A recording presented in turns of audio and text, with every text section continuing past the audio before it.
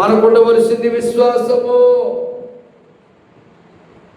డబ్బు కోసం రకరకాల ప్రయత్నాలు చేస్తున్నారు, డబ్బు కోసం రకరకాల వ్యాపారాలు చేస్తున్నారు, డబ్బు కోసం రకరకాలుగా పనులు చేస్తున్నారు.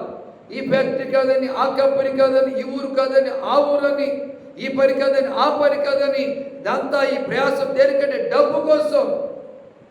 నీ డబ్బు నిన్ను రక్షించదు, నీ డబ్బు నిన్ను కాపాడదు, నీ డబ్బు నిన్ను తప్పించదు, నీ డబ్బు నిన్ను ఆదుకోదు. నీకు ఉండవలసింది విశ్వాసము. రాయి మీద కాదు విశ్వాసం, చెట్టు మీద కాదు విశ్వాసం, పుట్ట మీద కాదు విశ్వాసం, మనిషి మీద కాదు విశ్వాసం, రాజకీయ నాయకుడి మీద కాదు విశ్వాసం. యేసు క్రీస్తు మీద విశ్వాసం ఉండాలి. పాపుల రక్షకుడైన యేసయ్య మీద విశ్వాసం ఉండాలి. ఆయనే మన కోసం పరమును విడిచిపెట్టి భూలోకానికి వచ్చాడు మనుష్య కుమారుడిగా మన కోసం ప్రాణం పెట్టడానికి. అందుకు ఆయన మీద మాత్రమే మనకు ఉండాలి విశ్వాసం. అందుకంటున్నాడు, ఏమన్నాడు ఇక్కడ? విశ్వాసము ద్వారా సమస్త ఆనందముతోనూ సమాధానముతోనూ మిమ్మును నింపునుగాక. ధాటిము గ్రామ ప్రజలు, కలవరి కృప సంఘ బిడ్డలు సమస్త ఆనందముతో నింపబడాలి.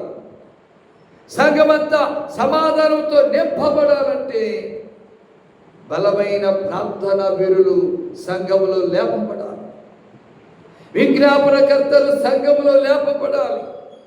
అందుకే రాత్రి పరిశుద్ధాత్మ దేవుడు చెప్తున్నాడు, ఓ ధాటికు గ్రామ ప్రజలారా, పరిశుద్ధాత్మ శక్తి పొందిన వారుగా ఉన్నారా? పరిశుద్ధాత్మ శక్తిని పొందితే దేవుని ప్రజలారా, మనము ఆ పాపముతో పోరాడి విజయాన్ని సాధించగలుగుతాం. పరిశుద్ధాత్మ శక్తి పొందితే మనము దేవుని ప్రజలారా దెయ్యపు శక్తులతో, శాతవర శక్తులతో, శుద్ర మాంత్రిక శక్తులతో పోరాడి విజయాన్ని పొందగలుగుతాం. లేకపోతే పరిశుద్ధాత్మ శక్తి పొందకపోతే బానిసైపోతాం.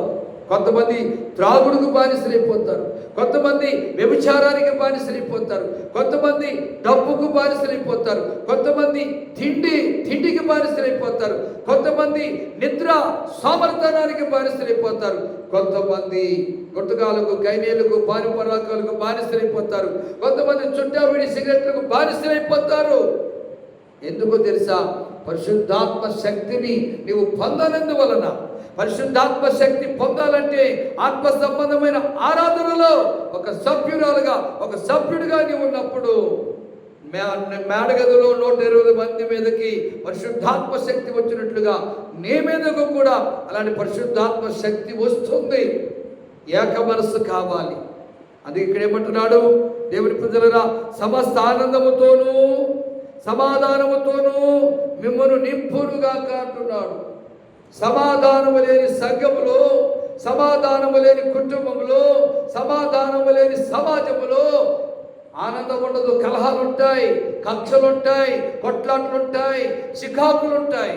కానీ పరిశుద్ధాత్మ దేవుని యొక్క సమాధానం ఎక్కడ ఉంటుందో అక్కడ ఆనందమే.